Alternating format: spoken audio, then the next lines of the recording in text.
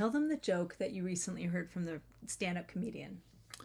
Oh, let's see. I think he said he was on a airplane and there was a young lady next to him and she asked him to pass her a blanket from the overhead bin. And he said to her, "Hey, you wanna pretend like we're married?" And she said, "Okay, sure." And he said, "Get it yourself." So that's not very nice, but that illustrates the perspective that the world has on married couples. Basically, that, married couples are kind of cranky towards each other. They don't really do anything for each other, they just kind of watch after themselves. But this is in contrast to the fourth point of the Code of Amiability of Venerable Maria Teresa Quevedo, which we've been focusing on lately, which is to reply positively when asked to do a favor. This is a way to show love, really, right? Like if you ask somebody a favor and they're like, "Oh, happy to help," and whatever, you feel good that they feel good about helping you, as opposed to like, well, if I have to, or, do I really need to, right? That doesn't feel so great at all. But if Claudia asks me a favor, I respond positively. She feels good, I feel good, and then later, maybe if I ask a favor, she's more likely to respond positive to me as well, right? It goes back and forth and builds on itself. It could be difficult to put this into practice, especially if you're at that stage of life where we're just overloaded with a zillion things. Then you can kind of have a straw that broke the camel's back kind of problem, where one more favor might feel like too much, and it might be tempting to respond in a not so kind or loving way, Yeah. positive way. I remember early in our marriage, that's kind of how I felt. I felt really bad for asking any favors of anyone, let alone my husband.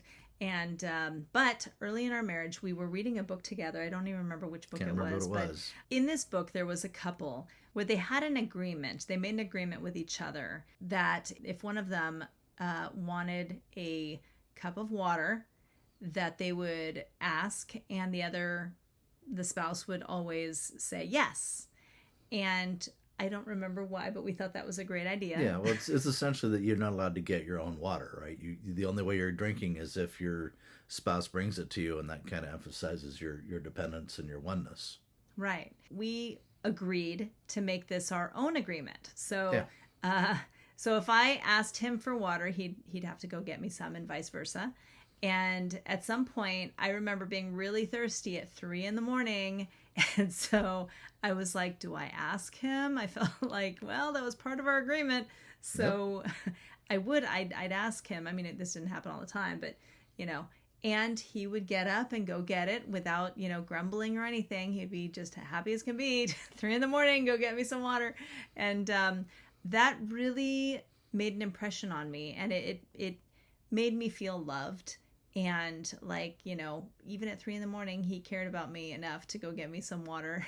Well, it feels good to have a chance to show that I love you. So yeah, so that kind of caused us to develop a habit to basically do exactly what Teresa Quevedo is suggesting we do here, which is to reply positively when asked to do a favor.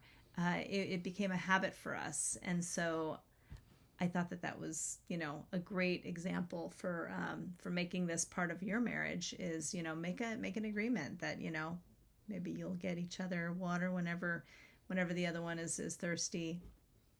You'll never get your own water, I guess. And I mean, if you're there. Where have you been? I haven't drunk all day.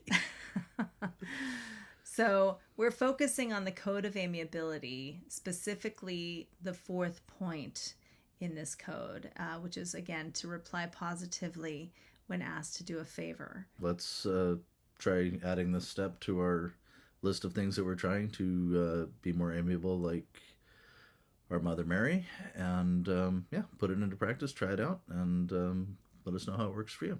I think you'll like it. And we'll see you next time.